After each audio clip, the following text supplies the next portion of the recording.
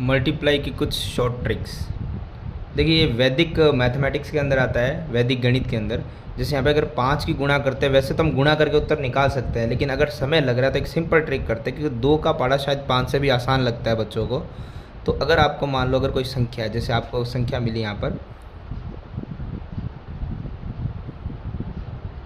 और इसकी गुणा करनी है 5 से, तो सिंपल कुछ मत कीजिए, आप पहले जो संख्या दे उसमें 2 का भाग कर लो। और 2 का भाग करना सबसे आसान है। जैसे मैंने इसमें किया 2 दूना 4, बच गया 1, 2 छिंग 12, 0। बस अब जो उत्तर आया है उसके अंत में एक 0 और लगा दो, ये आपकी हो गई 5 से गुणा।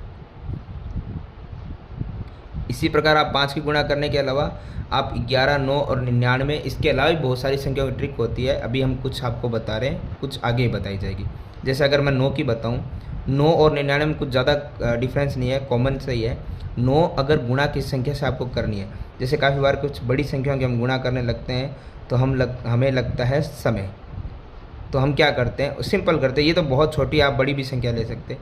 हमें क्या करना, उसको आप 39 अगर है तो उसको 9 से नहीं, आप उसको 10 से मल्टीप्लाई कीजिए, जो कि बहुत आसान है। 10 से गुणा करनी, यानी एक बार पीछे 0 ही तो लगाना है।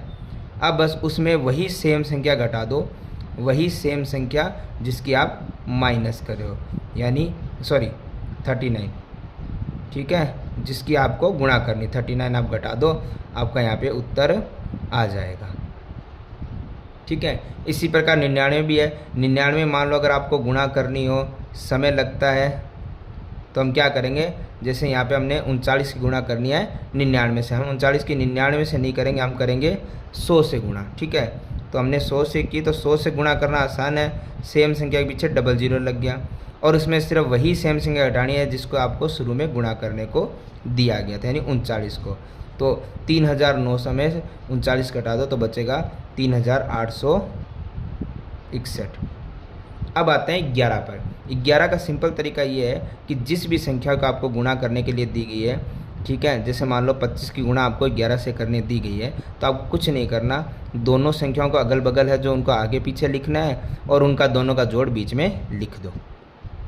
ठीक है, ऐसे किसी भी संख्या जैसे आप मल्टीप्लाई करना चाहते हैं तो उन दोनों संख्याओं को आगे पीछे लिखो, और 2 को आगे 3 को पीछे, और दोनों का जोड़ कर दिया, 3 और 2 हो गया यहाँ पर 5। अगर आपको काफ़ी बार यहाँ पे ऐसी संख्या मिलेगी, जैसे मान लो एक सिंपल मैं आपको यहीं बता देता हूँ करके, जैसे आप कर रहे हो 29 की गुणा 11 से, तो आपको प्रॉब्लम होगी, क्योंकि यहाँ पे आपका आंसर मिलेगा नहीं। आप 9 2 लिख दोगे तो बीच में 11 तो नहीं डाल पाओगे ना, इस प्रकार से तो आप नहीं लिखोगे कि आपने 9 और 2 लिखा और बीच में दोनों का जोड़ 11 लिख दिया, बीच में अंक 1 ही आना चाहिए।